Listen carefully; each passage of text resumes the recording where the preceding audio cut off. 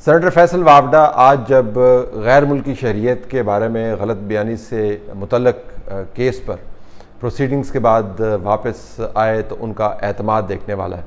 मतीला जान ने उनसे बात की क्योंकि दरख्वास्त गुजार ख़ुद ही बज़रिया वकील पेश नहीं हुए और फैसल वावडा ख़ुद वहाँ पर मौजूद थे, तो ज़ाहिर है उनका एतमाद यही था कि मैंने ये केस अमलन जीत लिया है। और जिन लोगों ने दरख्वास्तें दी हुई थी वो ख़ुद ही भाग गए। मतीला जान से उनकी लंबी चौड़ी बात हुई, एक झलक आपको सुनवाते हैं। जी फैसल वाडा साहब, अब तो दरख्वास्त के साथ सारे गायब हो गए हैं, तो अब तो आपको कुछ बुनियादी फैक्ट बता देना चाहिए। लगता है कि आपकी जीत हो गई है, तो तारीख अब आप बताना चाहेंगे कि जिस तारीख को आपने शरीयत छोड़ी? तो सब भाग गए आपके साथ। मतीला जान साहब देखिए, हमारे केस की अल्लाह की मेहरबानी है कि बकौल आपके, और अगर आप कह रहे हैं तो उसके अंदर कुछ जान होगी कि सब पीछे हटे हुए और डेट्स पे it's more of a political case.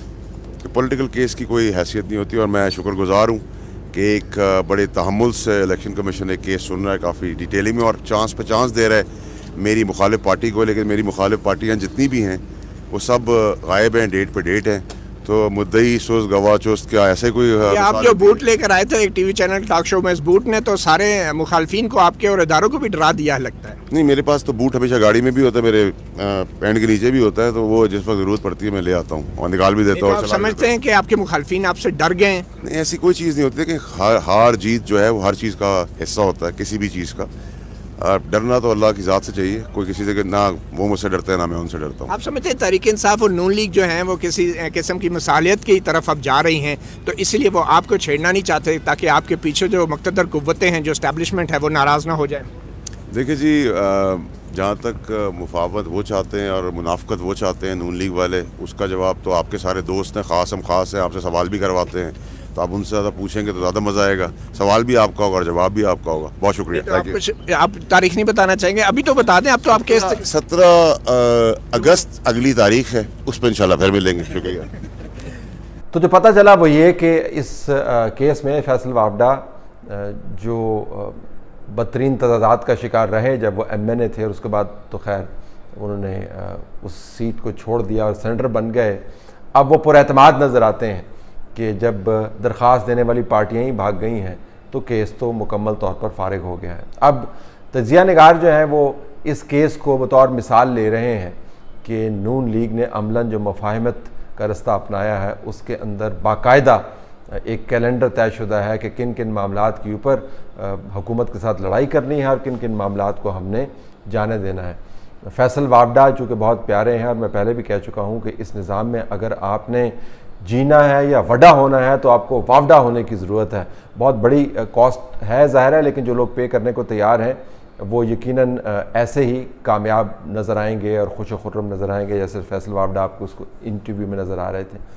लेकिन वो जमातें जो हर वक्त असूल परस्ती का अलम उठाए फिरती हैं, उनको भी शायद जवाब देने की ज़रूरत है कि या तो आपने ये दरख्वास्त देनी नहीं थी, अगर आपने दरख्वास्त दी थी तो उसकी पैरवी तो सही तरीके से करनी थी, इसको अहमियत तो देनी थी, या क्या आपके पास ये सकत बाकी नहीं रही कि नंबर्स नहीं हैं कि 4 लोग अगर आज़ाद जम्मू कश्मीर के इंतखाबात में रैलियों पर निकल रहे हैं तो पीछे कोई केस की पैरवी करने वाला ही नहीं है। तो ये इंप्रेशन बनता हुआ नज़र आ रहा है। डील का इंप्रेशन भी गहरा हो रहा है, तयशुदा कैलेंडर का इंप्रेशन भी गहरा हो रहा है, और इस बात से कतई नज़र कि मरियम नवाज़ कितना एम्फेटिकली ये कह रही हैं कि हमने कोई डील नहीं की। जो हालात और वाक़यात हैं आपको किसी और तरफ इशारा करते हुए नज़र आते हैं। और अगर यही तरीक़ाकार रहा तो फिर अली अमीन गंडापुर जिस तरह डुडियाल के अंदर आपको खुलेआम पैसे बांटते हुए नज़र आ रहे हैं, इसके ऊपर भी फिर एतराज़ नहीं करना चाहिए। तो मैं आपको उनका से देता हूँ कि आप लोग जो है इसे अपना फिलहाल इतना गुजारा कर लें और 4-5 जगहों पे जो बहुत ज़्यादा ख़राब है इसको आप थोड़ा बहुत ठीक कर।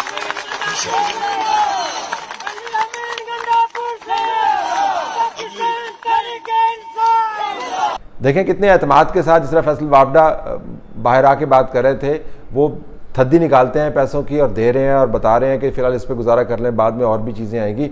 अब ये पैसे किसके हैं, ये कैश ट्रांजैक्शन जो है ये कैसे हुई, ये नोट कैसे निकलवाए गए, इनकी कोई लिखत पढ़त हुई या नहीं हुई, इस तरह आके आप नोट दे सकते हैं, हलकों के अंदर कैंपेन कर सकते हैं एन इलेक्शन के मौके के ऊपर।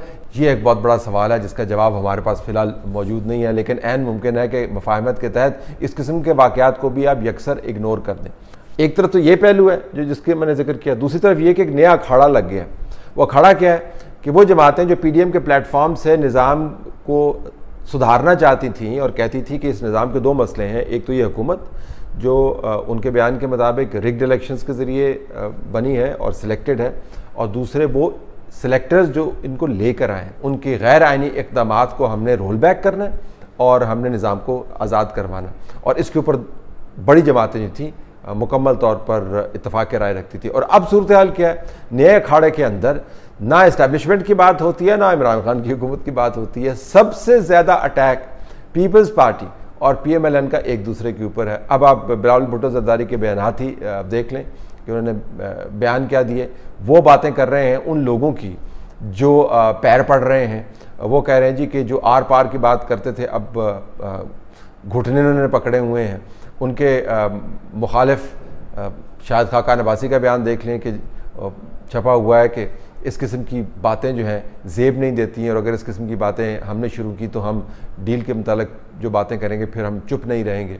दोनों जमातें ताबड़तोड़ हमले कर रही हैं एक दूसरे के ऊपर। इन दोनों जमातों ने मिलकर असल में इस निज़ाम को आज़ाद करवाना था। तो तमाम का तमाम पाकिस्तान के अंदर जो सियासी मंजरनामा है वो आपको यकसर तब्दील हो गया है। और जब से शहबाज शरीफ साहब बाहर आए हैं उस वक्त से आप इस निज़ाम की सकाफ़त की तब्दीली को माप सकते हैं, लेकिन शहबाज शरीफ साहब का बाहर आना और उसके बाद सामने आकर बात करना और बिलावल भुट्टो ज़रदारी और आसिफ अली ज़रदारी के इस्टेब्लिशमेंट के साथ राब्तों की खबरों का सामने आना, ये तो इस वक्त खबर बन रही है, लेकिन ये तमाम नताइज हैं उस बातचीत के जो बहुत अरसे से जारी है, जिसके बारे में आपको बताता रहा हूँ। तो अब सूरत हाल ये है कि जिन लोगों ने इस हुकूमत से जान छुड़वानी थी, अपने बयान के मुताबिक निज़ाम को दुरुस्त करना था, इस्टेब्लिशमेंट को रोल बैक करना था, या जो भी उन्होंने अहदाफ अपने बनाए हुए थे, वो एक दूसरे के गले काटने पर तैयार हैं। तो एक तो ये तब्दीली आ गई।